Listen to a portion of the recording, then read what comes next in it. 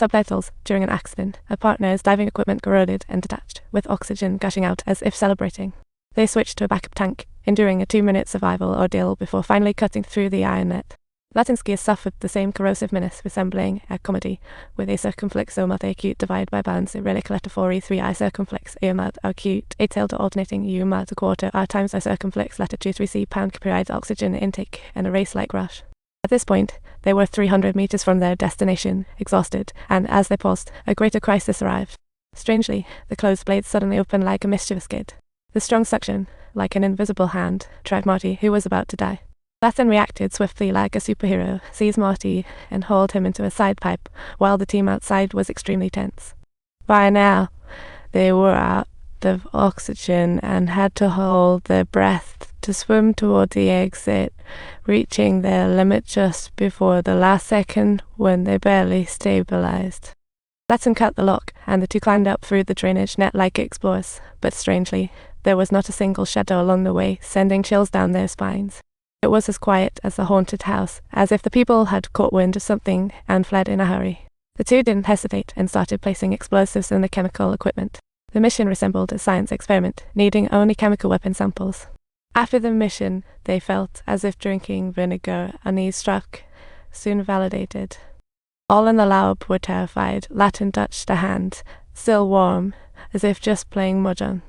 This implies they just died, and stored chemical weapons were stolen. Latin suspected an inside leak. But now, investigation wasn't key, they must evacuate. Agi swiftly called a helicopter for support upon hearing the news. The two moved cautiously toward the meeting point, but the once quiet area was suddenly broken by heavily armed gunmen.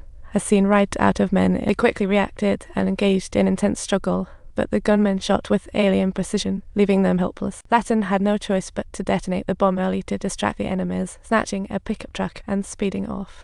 Gunmen pursued closely, the pair fired back while fleeing. Despite foes being armed, their old truck couldn't lose them. In the movie, few good cars appeared, ultimately due to budget limits, forcing a cheaper option. They saved money for old cars. With a used car platform then, the crew wouldn't be so short on cash. I bought a Tesla on Gwazi for just $99,000, a great deal. Gwazi checks every car officially, ensuring safety, no major accidents or flood risks. As a buyer, I love it.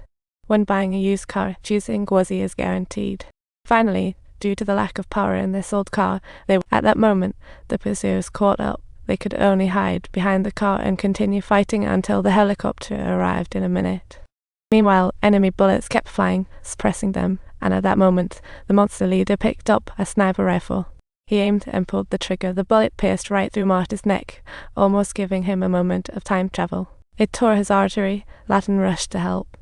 The helicopter arrived swiftly, as if summoned.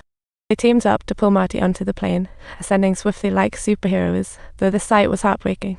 Latin repeatedly slapped Marty to wake him, but he didn't respond, as if seeing white light. Ultimately, they lost a comrade forever, leaving Latin feeling like a jar of mixed emotions was shattered inside. He dared not answer Marty's wife's calls. Back in London, Latin visited his dad's boat to share his worries. Charles sensed his son's mood was off and took him to a bar. Both got drunk, easing their pain slightly. The next day, after resetting himself, Latin returned to M6 to report and met with the head of Madame, Sister Jin. He anticipated punishment, but Sister Jin didn't blame Latin. Instead, she urged him to bounce back and locate the chemical weapons. Latin felt overwhelmed by the mission's pressure, like on a roller coaster. He urged comrades to look ahead. Some things were beyond their control.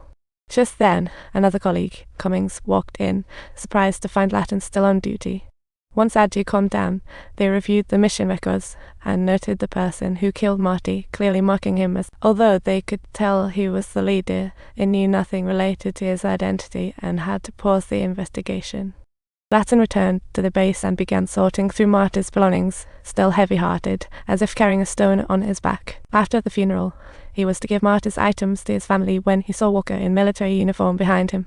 Walker was sent by headquarters to replace Marty and was Latin's new partner. He had once served under Marty, who had saved his life.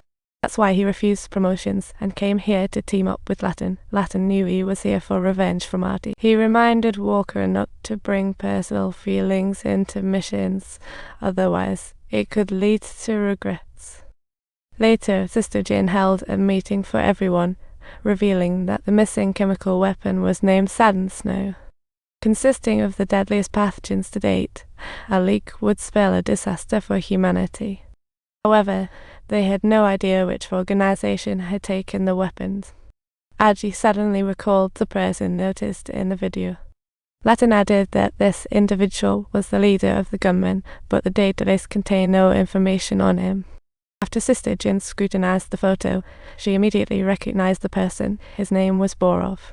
He was a spy from the Russian Federal Security Service, overseeing counterintelligence in Europe, and was responsible for the deaths of 9 MI6. After 20 years, Borov suddenly reappeared.